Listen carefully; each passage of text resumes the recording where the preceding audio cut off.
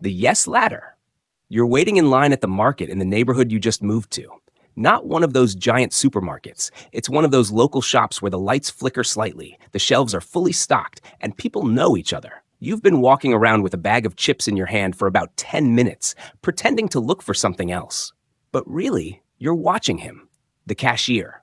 The way he talks to customers, scans the items, and bags them. Something about him draws you in. You want to say something to him. Not a small talk like, "Do you have pasta?" You want to invite him out, but just saying it directly, that would be like jumping off a cliff with your eyes closed. So you start with a small step. "Hey, can I ask you something?" He looks up. "Sure."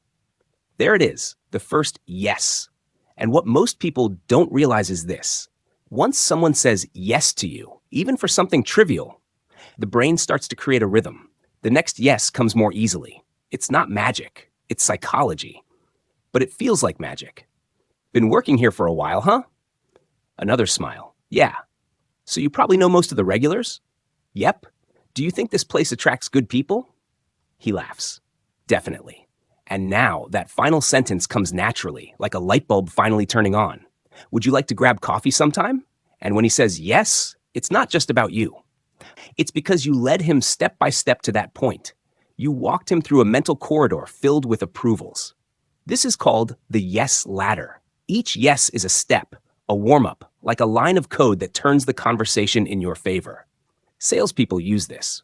Politicians, even cult leaders. Because once someone starts agreeing with you, it's hard to break that rhythm. The brain craves consistency.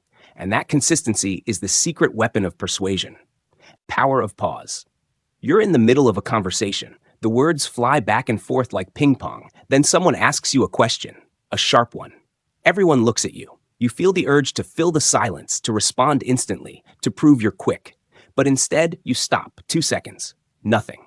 Just air. And in that short, deliberate silence, everything changes. Their eyes narrow. Their posture shifts. Suddenly, you're not reacting. You're processing. You're not passive. You're calculating. And even if you're just buffering, like a human loading screen, to them, you're 10 moves ahead. Psychologists call it the cognitive pause bias.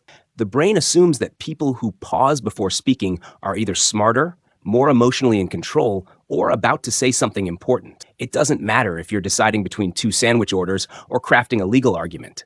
That micro-silence hacks their perception of you. In conflict, it diffuses tension. In interviews, it radiates confidence. In manipulation, it makes you immune. People expect instant reactions, knee-jerk responses. That pause tells them, you're not just playing the game, you're watching the code. So the next time someone puts you on the spot, don't rush. Just pause. Let them wait. Let the silence do the talking. The mirror technique. You're at a party you almost didn't come to.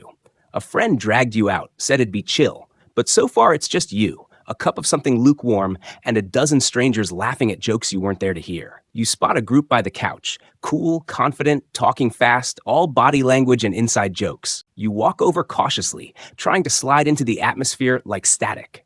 And that's when you activate it. The mirror technique. You don't force your way in. You observe. One guy leans forward every time he talks. A girl keeps flicking her wrist when she makes a point. Someone ends every sentence with an upward pitch, like they're always asking a question. You mimic it. Just barely. You shift your weight when they do. You gesture with your left hand because so do they. Your tone warms when they get animated, softens when they drop low. You don't speak much at first. Just enough to echo the rhythm of their conversation. And then it happens. They start turning towards you when they talk.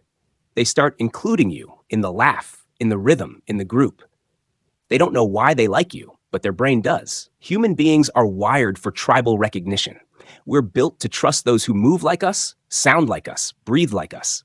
It's primal. If you mirror someone just a little, their brain flags you as safe. It's not mind control. It's not manipulation. It's social camouflage, and it works. Salespeople do it. FBI negotiators do it. Politicians do it, behind podiums and smiles. Because when done right, mirroring doesn't make people suspicious. It makes them feel understood.